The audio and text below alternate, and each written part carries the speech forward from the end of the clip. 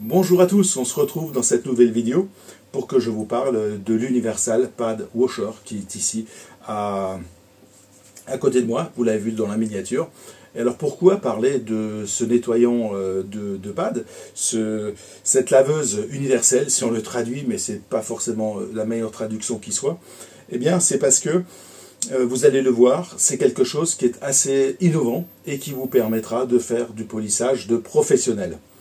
Alors le pad washer, et en fait que vous utilisiez une polisseuse orbitale, une polisseuse à double action, une perceuse filaire sans fil, une polisseuse pneumatique, peu importe ce que vous utilisez comme système avec un pad, donc un pad mousse, mais on verra après que c'est pour tous les pads en laine, etc.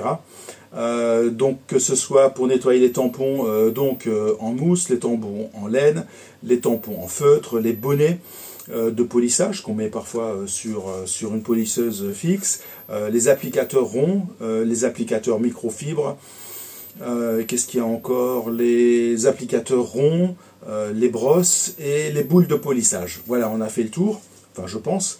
Donc il faut savoir que des pads qui sont propres donneront un meilleur résultat. Et plus pendant le lavage, pendant le polissage, vous allez utiliser ce type d'outils, eh bien vous pourrez faire un polissage plus longtemps parce que normalement, au bout de 10-20 minutes, votre pad est complètement saturé de produits, saturé d'huile, saturé également d'éléments contaminants, et donc de peinture, etc.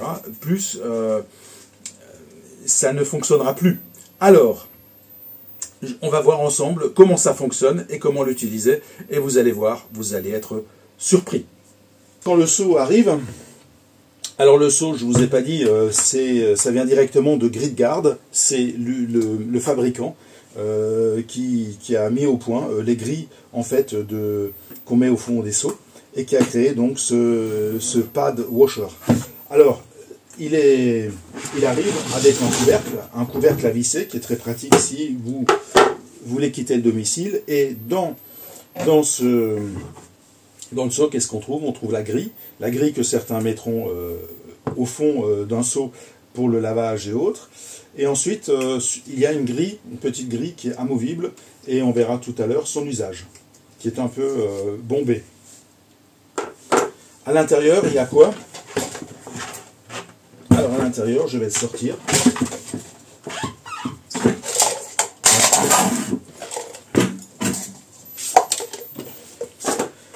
Alors à l'intérieur se trouve tout le système, qui est en fait le système avec ici des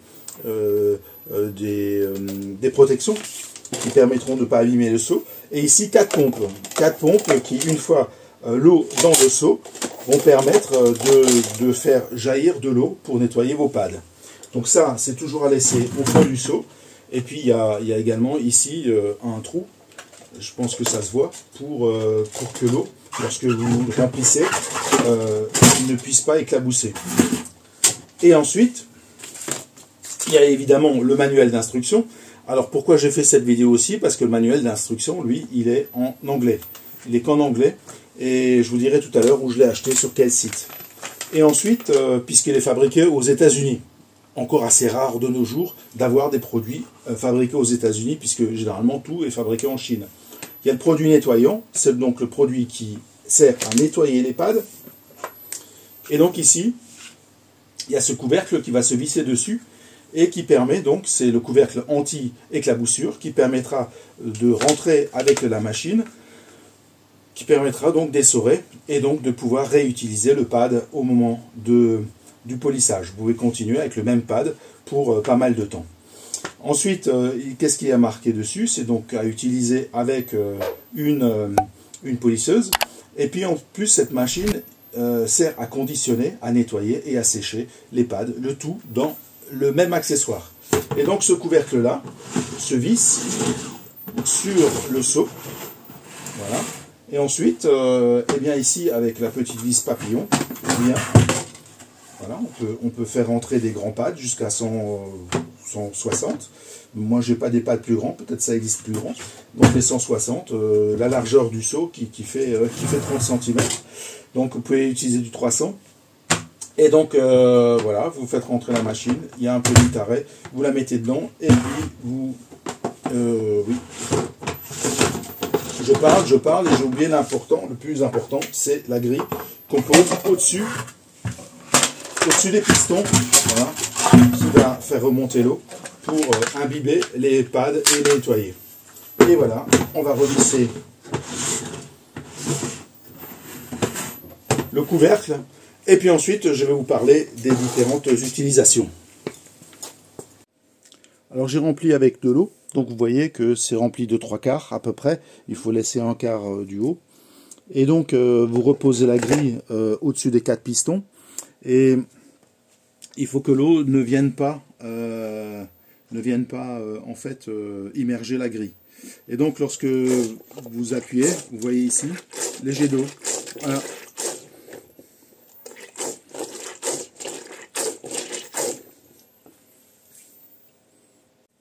La petite grille qui est sur la grande grille, ils appellent ça un pare-grain.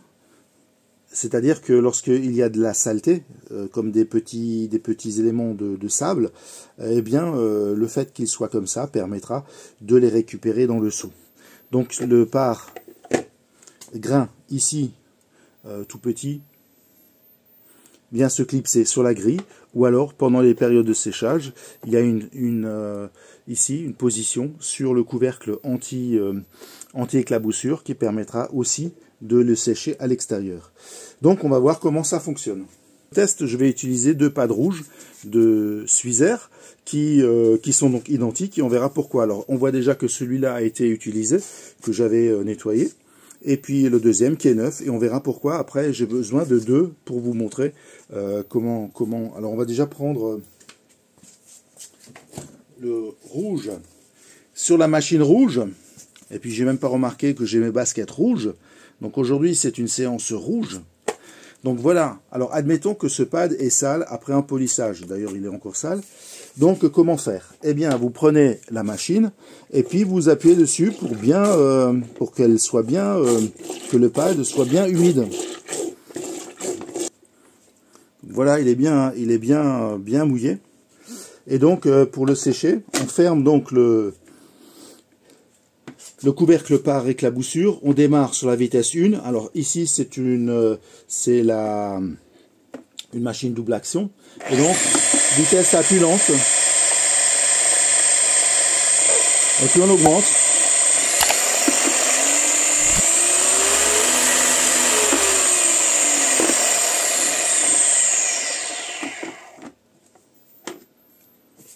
Voilà. Donc voilà, maintenant le pad ici, il est non seulement il a été nettoyé du polish le jour où vous faites du polissage, mais en plus il est maintenant apprêté pour continuer le travail. Parce qu'en fait, en fin de compte, on s'aperçoit, je vais prendre le schéma qui est livré, qui explique combien de temps on peut utiliser pour une session un pad. Alors sans le nettoyeur, ici, au bout de 60 minutes, vous n'avez plus que 20% d'efficacité parce que il est vraiment gorgé de tout plein de saloperies. Alors que si vous prenez le pad washer, toutes les demi-heures, enfin moi je n'utilise pas une demi-heure, j'utilise au bout de 10-20 minutes, eh bien vous le passez au nettoyage et il est nouveau prêt à l'emploi et ainsi de suite, un cycle infini. Jusqu'à vous changiez par exemple de densité, puisqu'ici le rouge est quand même assez dense, le pad rouge. Aussi de le mettre sur la machine pendant l'essorage, ça vous permet aussi d'équilibrer la machine par rapport au pad, et donc la machine aura tendance à moins vibrer. Alors on va tout de suite essayer, je vais vous montrer. Donc je vais mettre un couvercle pour éviter que la balance tombe sous Alors voilà, donc le pad fait 17 grammes sec, donc c'est le pad qui est sec. On va prendre le pad ici de la machine, qui est mouillé, voilà, on le met dessus, et il fait combien? Eh bien 21. Donc ça veut dire que en fait, le pad a que 4 grammes de plus. Donc c'est vraiment quelque chose d'exceptionnel, c'est-à-dire que il y a 4 grammes d'eau, c'est-à-dire c'est rien du tout, c'est 4 millilitres d'eau, donc il est vraiment pas pas mouillé, donc vous voyez, il est pas mouillé, donc vous pouvez l'utiliser pour faire votre polissage. En plus, c'est apprêté. Alors, les tampons en laine, donc celui-là, vous voyez, il n'est pas très propre. Là, vous avez ceux qui sont quadrillés, qui sont très bien parce qu'ils gardent bien, voilà, celui-là qui est déjà un peu plus usé. Donc, pour ces tampons-là, il est conseillé de les conditionner avant la première utilisation. Donc, vous la mettez dans la laveuse, comme indiqué, comme je vous l'ai dit tout à l'heure.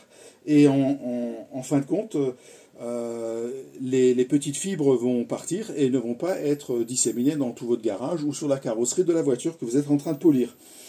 Donc, une fois que vous avez fait ça, eh bien, vous prenez, c'est parce que ça m'est arrivé, vous enlevez le couvercle et vous enlevez ici les fibres qui sont sur la grille pour éviter de contaminer les autres pads qui sont en mousse et qui vont venir.